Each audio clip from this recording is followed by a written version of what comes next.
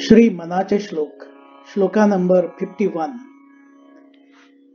Shri Manache Shlok were written by Samarth Ramdas Swami. They are a dialogue with our mind. Made matsare sandili swartha buddhi prapanchik nahi jayate upadhi सदा बोलणे नम्र वाचा सुवाचा जगी धन्य तो दास सर्वोत्तमाचा. The one who has given up ego, jealousy, and selfishness, the one who is beyond the worldly troubles, the one who is always polite, humble, and speaks positive and good words, is the blessed devotee of the Supreme God in this world. Some of the key words used in this shloka are Made means haughty, showing arrogant superiority. Matsare means envy. Sandili means gave up. Swartha buddhi means selfish motives.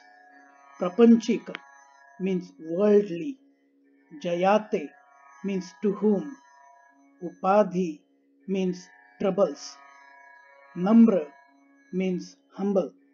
Vacha means words. Suvacha means auspicious speech. Made Matsare Sandili Swartha Buddhi. Blessed devotees have conquered the enemies of the mind. Let us look at some of these words. Mada, Matsara, Swartha Buddhi. What do they mean? Hindu scriptures have defined 6 enemies of the mind. They are called Shadripu. Shad means 6 and Ripu means enemy. These are the ones who keep us bound in the cycle of birth and rebirth and keep us going through the troubles of this prapancha, the material world.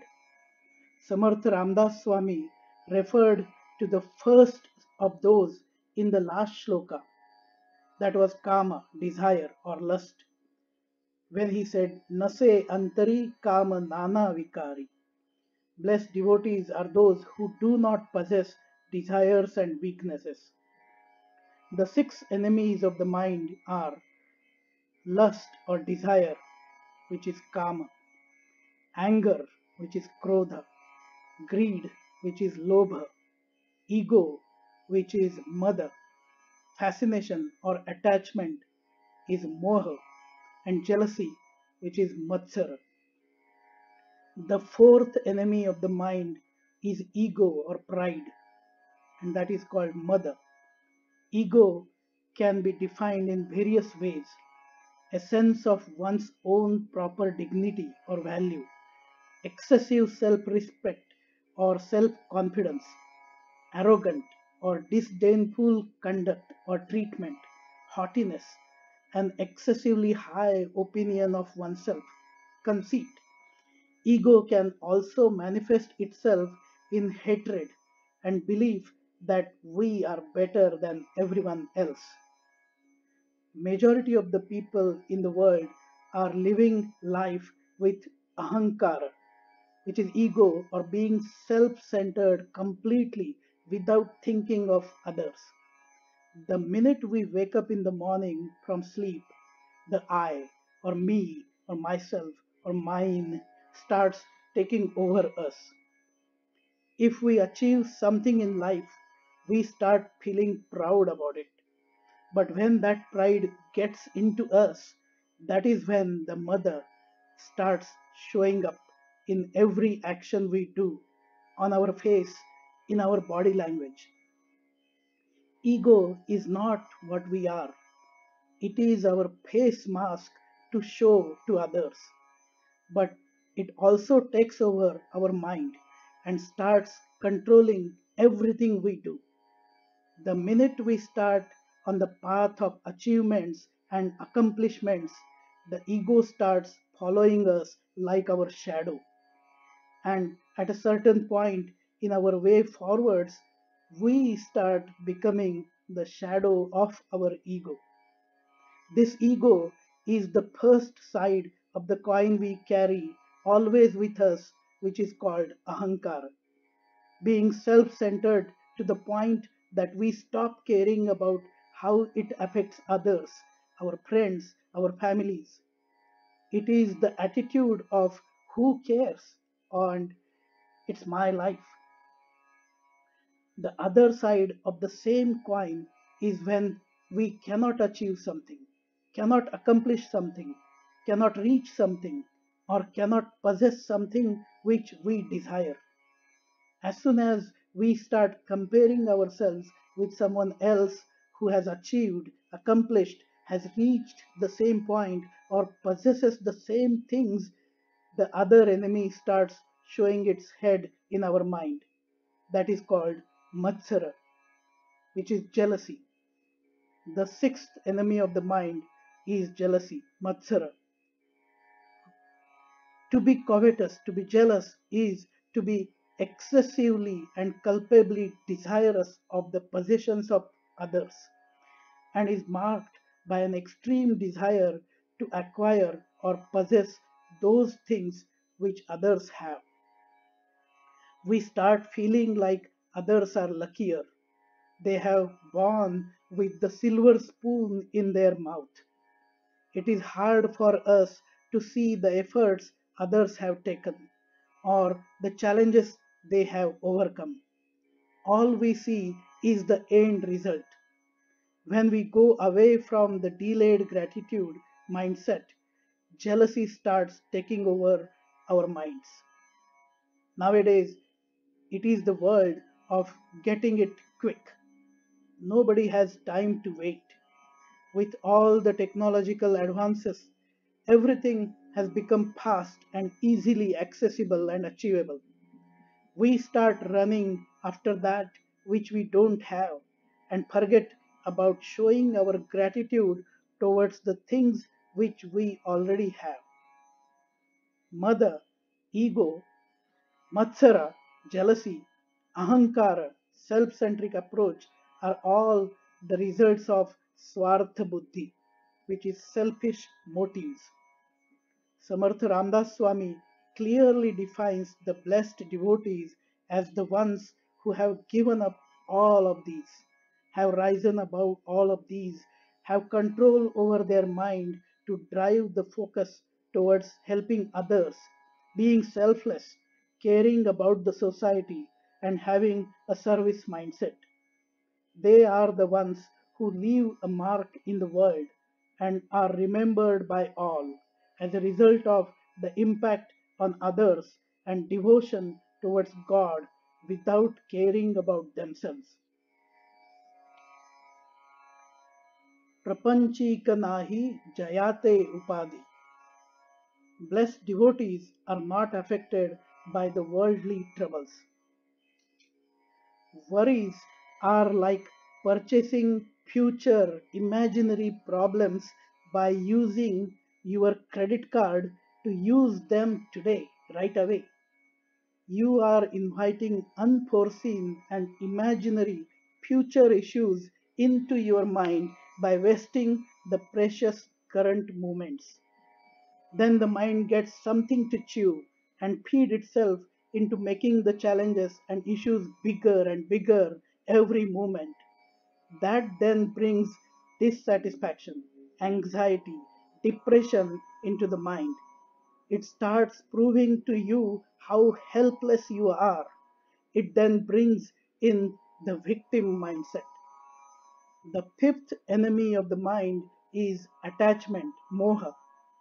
Attachment can be defined as the refusal to relinquish control and not be open and receptive to the gifts the universe has brought to us. Becoming stuck into Maya, illusion, having a strong identification to things which we own, or our body, our money, or our belongings, our relationships. There are so many attractions everywhere which make us cling to those and to have those. These attachments also come with a buy one get many offer. They come with many free troubles along with them. The world is full of people telling you how something is difficult and not possible for you to achieve. The world is also full of people going through different challenges. Nobody has escaped the troubles which our life brings us.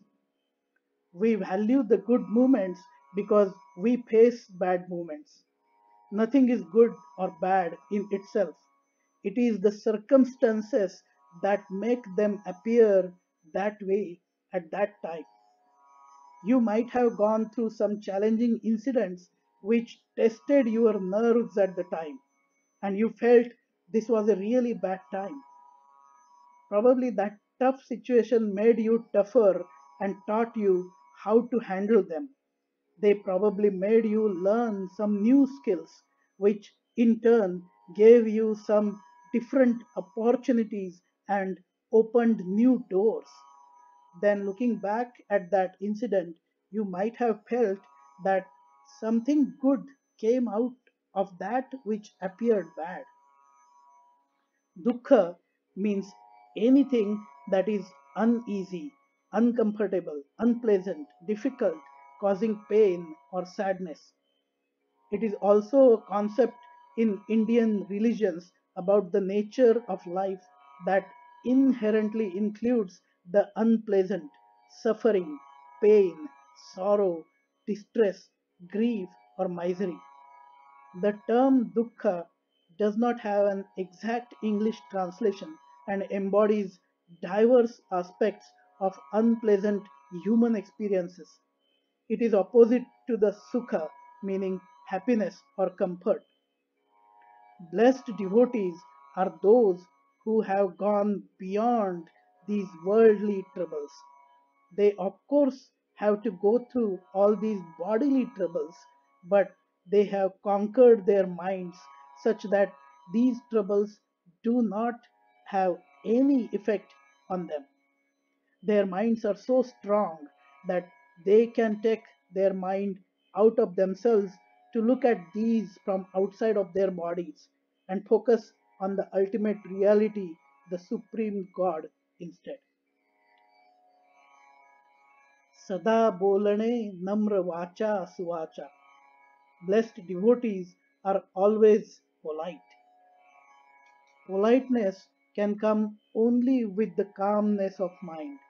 It is not easy to be polite when someone in front of you is hell bent on making you upset and angry. Our true self shows up in the toughest situations we face. How we react in these situations shows our true selves. Bhagavad Gita mentions about yogis or blessed devotees in chapter 6, shloka number 27, the first line of which is Prashanta Manasam Yenam Yoginam Sukhamuttamam. That means the yogi who has completely calmed the mind and controlled the passions and freed them from all impurities and who is one with spirit. Certainly, he has attained supreme blessedness. Only such blessed people can always speak politely and are humble. They are always speaking positive, comforting, and nice words.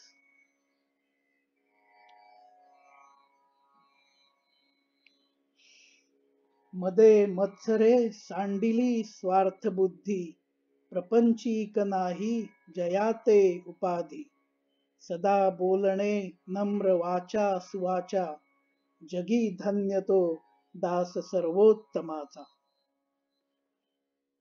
If you like this video, feel free to share, like, comment, and subscribe to the channel A Dialogue with Our Mind.